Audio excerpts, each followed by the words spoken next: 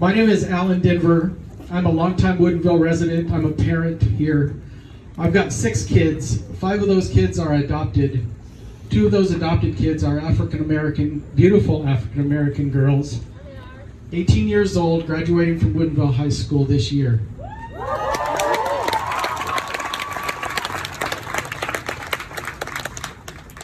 I'm a former foster child. I was raised by people that weren't my bio family. But through education, hard work, a great job at Microsoft, I've made something of myself. I believe in America and what it can do to raise people out of poverty. I believe it, and I think you do too. But we know that the system is broken.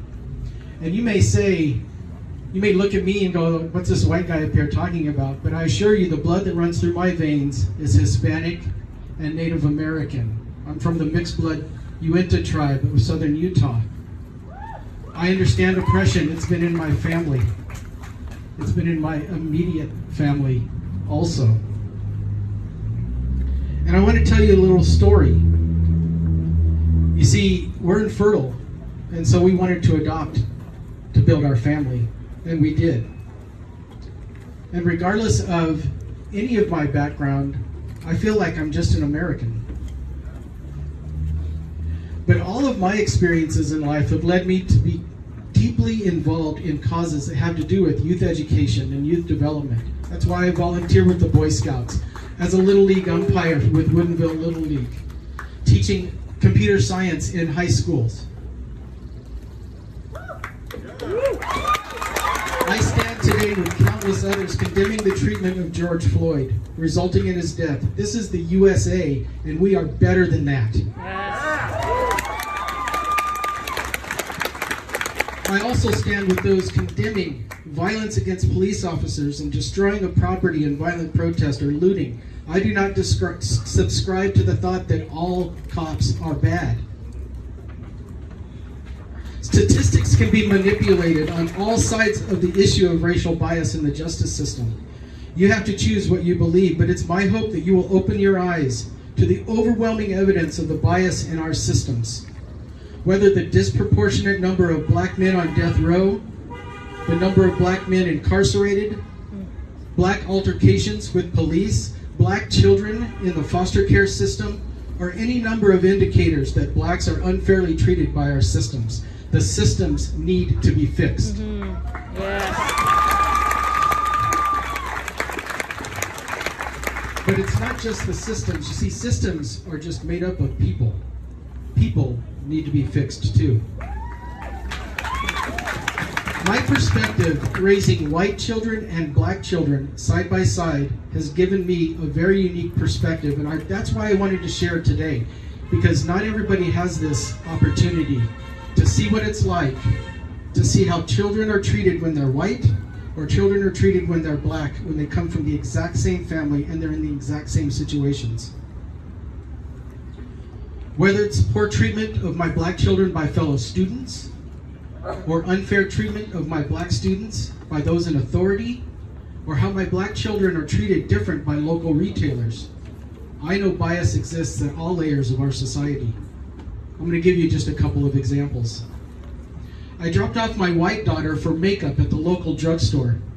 She strolls through the aisle, taking her time, picking up various items, putting them back, finally selecting her items.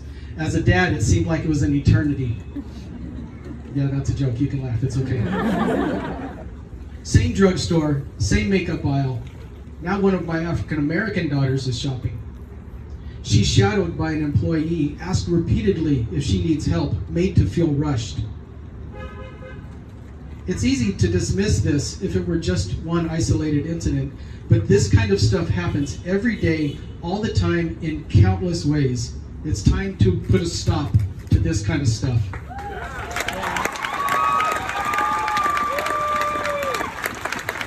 Finally, let me allow you a little peek into more of our world at school.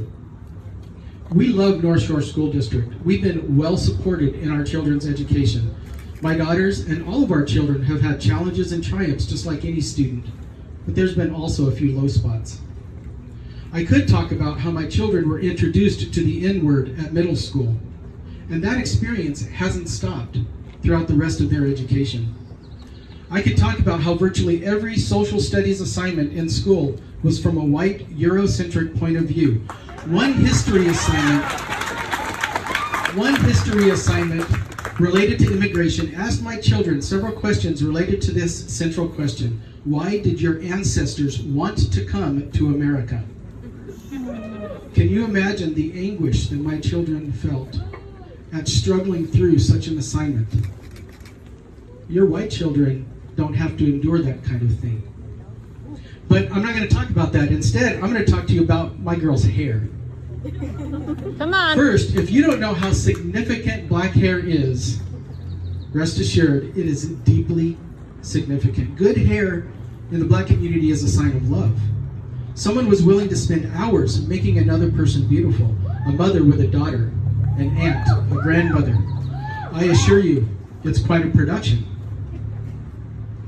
So my wife would do our girls' hair, and in so doing would show them and the rest of the world that they are loved. Well, imagine our horror to learn that their hair had become a painful issue at school. Students touching, grabbing, pulling, stroking their hair without permission. They felt violated, treated as less than human, like a doll, an object, less than a person. It was rude, disrespectful behavior that none of their white friends had to endure, ever. You may ask, well, is that really such a bad thing? Well, let me ask you this. If a white, blonde-haired girl came home with a story of being touched without permission, her hair stroked by strangers, in tears at feeling violated, you would call that a Me Too moment.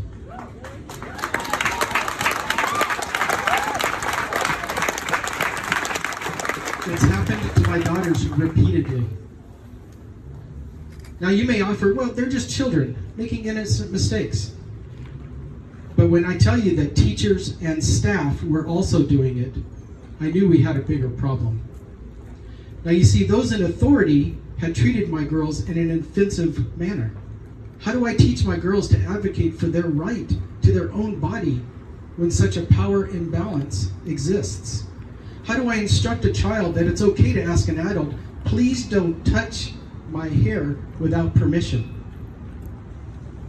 Now, I do have to say that when we brought this issue to the administration at school, we were well supported, and we got it fixed. And I'm thankful for it. But this exemplifies how this power imbalance exists at all levels of our society.